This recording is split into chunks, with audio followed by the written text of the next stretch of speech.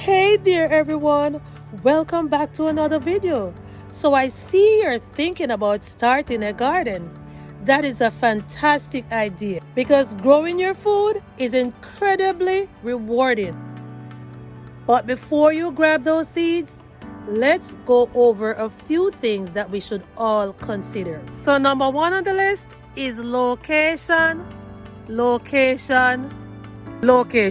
Most plants, including vegetables, herbs, fruit trees, whatever you plant, needs a lot of sunlight. They need at least 6 hours of direct sunlight per day. So observe your yard throughout the day. Where does the sun shine brightest and longest? So this section of my garden gets the most sunlight every single day. And what I plant over there? I plant my peppers, some strawberries, green onions, and herbs because they do love a lot of sunlight. Number two thing to consider when starting a garden is space. You start small. So you can start with a few raised beds or even containers can yield a surprising amount. Right now, I am using half a 55-gallon barrels. I am using 5-gallon buckets, 3-gallon buckets, stackable planters, small containers, big containers, whatever containers you can find. Ensure that you consider how much space you realistically have and how much time you can dedicate to gardening before you start a garden. If you do not have a lot of space, you can consider vertical growing by using stackable planters. And if you cannot afford to buy the expensive store-bought ones, you can just go ahead and make your very own. So the next thing to consider, guys, is your water source. Your water should be easily accessible. That is very, very crucial because you should consider if you're going to be using a hose. And here are some DIY drums that I made. I use the 55-gallon barrels and I put some pipes on them. They're underneath my cantilever, so whenever it rains, I get a whole lot of rainwater. So my pipe is actually a reserve water system right now. So consider the distance and the potential for water damage to nearby areas. So my hose is right here, and this is where my garden is. So whenever I pull my hose to this area, it is easily accessible, and I can even use my hose to water all the way down there. Next up on the list is your soil. It is recommended that you test your soil to know the pH level of it. I have never done that. All I do is just amend my soil with a whole lot of kitchen scraps and stuff like Epsom salt, any natural resource that I can find to amend my soil, even the leaves, tiny pieces of aloe vera. Down in here, I am actually making my own compost. It's a little bit tight right now, but I am actually giving it time to break down. So come spring, I will have some very nice soil to grow in. I already have a pepper plant here and one over there. Even though they're being chewed on right now, they are looking absolutely great to me. And if you look closely, you can see some eggshells in here. And this soil, I have been working on it for a while. It looks a little bit better than the one I just showed you. But that is exactly how you can amend your soil and use it in your garden. And if you don't feel like going that route, you can get yourself some coco coir bricks with well, actually I add the perlite in there myself, and you can just put it in a small container, whatever size container you want. Start your seeds, and start your garden. So after you have done all of that, the next thing to take into consideration is what you are going to grow. Now that is planning and preparation. So most beginners often do well with easy to grow vegetables like lettuce, spinach, radishes, cherry tomatoes. Choose the plants you and your family enjoy eating.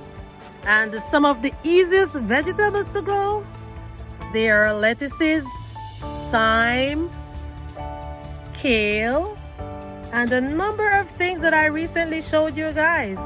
We also have mustard, giant mustard. We have things like radishes, and this is Swiss chard, some cilantro, even strawberries. They are very easy to grow. And some herbs, mint, oregano, green onions, very, very easy to grow. You can even add some thyme.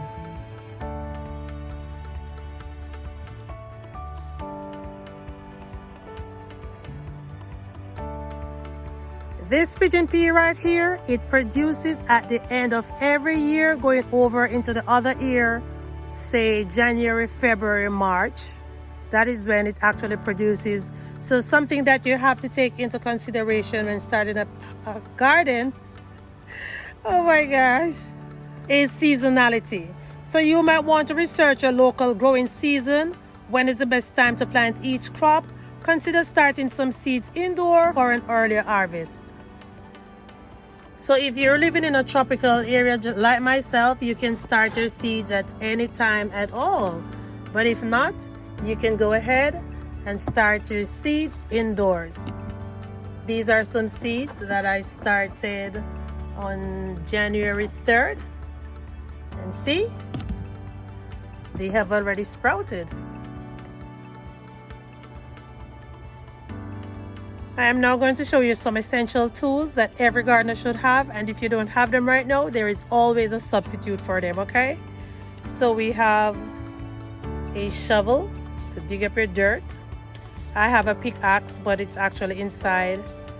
I have a pair of gloves. I have my trowel and my little rake here. So this is what I use to take out plants if I'm going to transplant them. But if you do not have one of this, you can simply use a spoon from your kitchen. You will just put it around the base of the plant and ease it around until you take your plant out. For the rake, if you do not have something like this, a good old fork from your kitchen can do the same thing. And if you don't have metal forks, trust me, the plastic ones work just fine. Even the plastic spoon works just fine. And a good old kitchen knife is also good to take out your little seedlings. Yep. So if you have a little seedling like this that needs to come out, use your knife. The point is not sharp. You put it underneath your plant and you just gently take the plant out of the soil.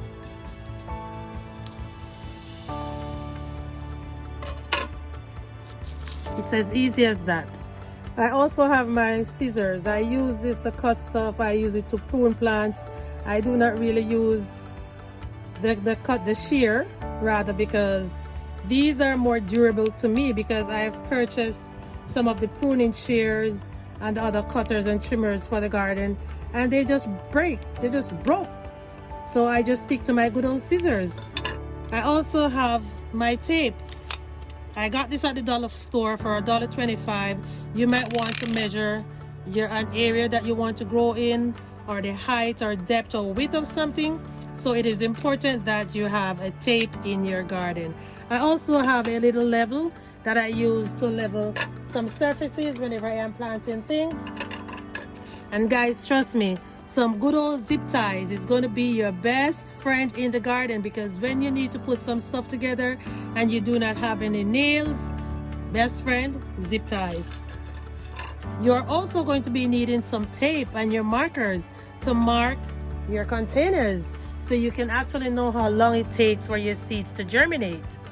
On January 3rd, I sowed some German chamomile seeds in here, and look, they have all germinated, and because I have a sticker on it, I am able to tell how long these seeds took to germinate. So today is the 11th, and I did saw them coming up before today. So it took less than 8 days for these seeds to germinate and look like this. Alright guys, so this is a bucket that I'm using outside now. Wherever I'm going in the garden, I'll just take it with me. So my tools will be easily accessible. So you can get a container like this at the dollar store, or you can use a 5-gallon bucket. I do have a 5-gallon bucket inside with a whole lot more tools inside of it. And I also use that bucket as a stool that I can sit on whenever I am outside. And this is a little watering jug that I have.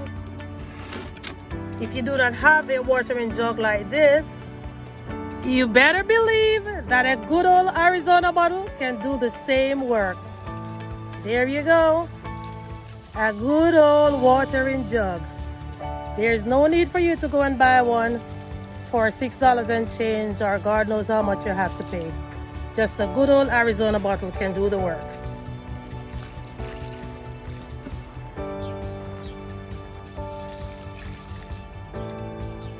And as you can see guys, this one is going, almost gone.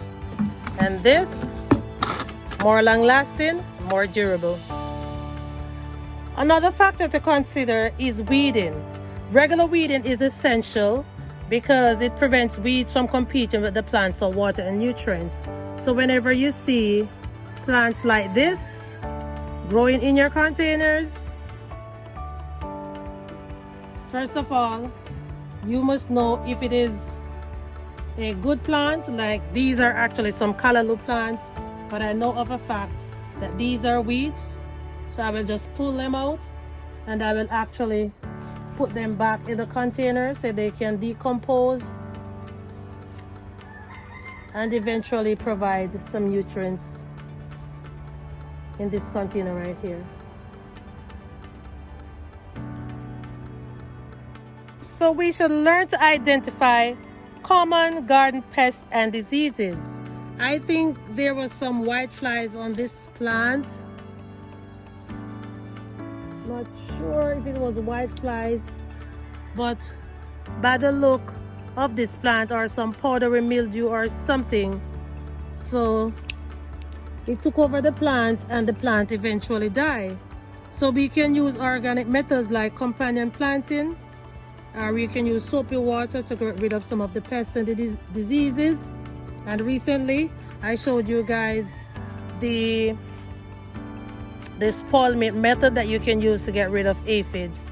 All right, so last but not least is harvesting and enjoying the fruits of your labor. So you can harvest vegetables at their peak of ripeness for the best flavor, and refer to the seed packets or online resources for harvesting tips.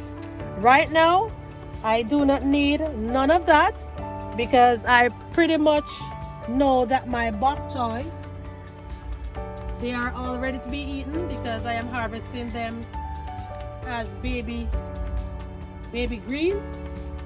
I recently had some, and I even took the liberty of making a salad to show you guys. Okay, and I have a host of other things that I can actually harvest right now.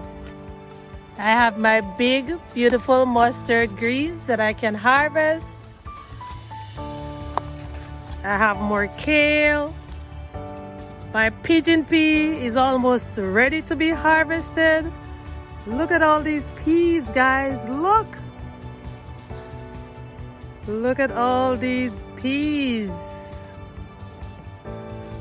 Not to mention my sweet banana pepper.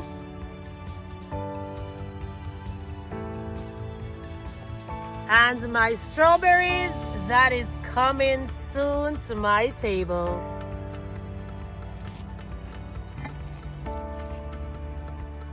And guys, remember that gardening is a journey of learning and discovery. So don't be afraid to experiment, make mistakes, and most importantly, have fun while you are gardening.